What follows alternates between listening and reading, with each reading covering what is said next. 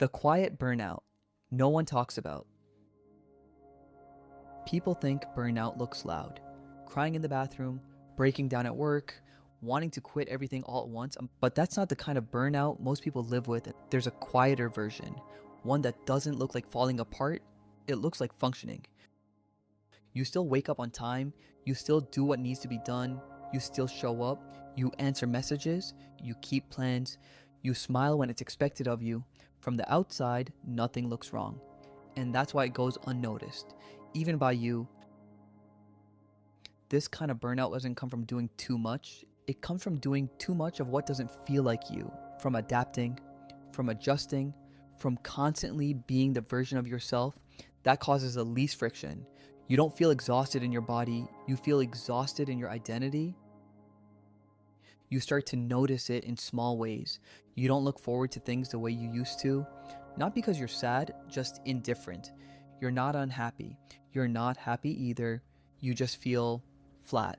And because nothing is technically wrong, you tell yourself you're fine. This burnout doesn't scream for attention. It whispers. It shows up as procrastination you can't explain, as scrolling even when you're bored of scrolling, as canceling plans, not because you're tired, but because you don't have the energy to be yourself around people. You don't want rest, you want relief, but you don't know from what. Here's the part most people miss. You're not burned out because life is hard. You're burned out because you've been performing your life, choosing the reasonable option, the sensible response, the mature reaction. You've been tolerating things instead of questioning them, and tolerance slowly drains you when it replaces honesty. You tell yourself, this is just adulthood. This is just how things are. Everyone feels like this, but not everyone feels like this.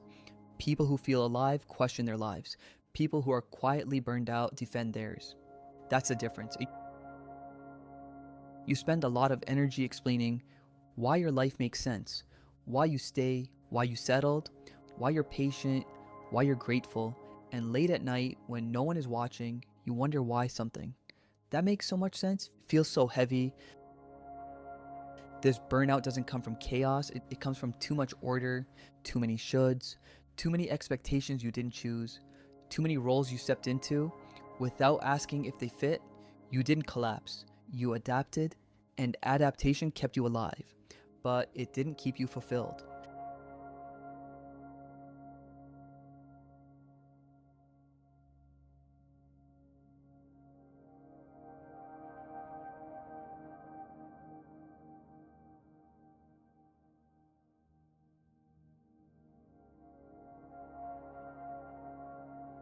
You start mistaking numbness for peace.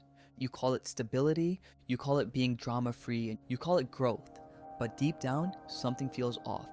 Not painful enough to panic, not obvious enough to explain, just persistent enough to follow you everywhere. Here's the realization most people never have. You're not tired because you need a break. You're tired because you're disconnected from what actually matters to you. Rest won't fix that. A vacation won't fix that. A weekend off won't fix that. Because you'll come back to the same life that quietly drains you. At some point, you notice something unsettling. You don't feel deeply anymore. Not sadness, not excitement, not anticipation, just a steady, muted existence. And that's when it hits you. You didn't lose motivation, you lost connection. The quiet burnout that no one talks about finally has your attention.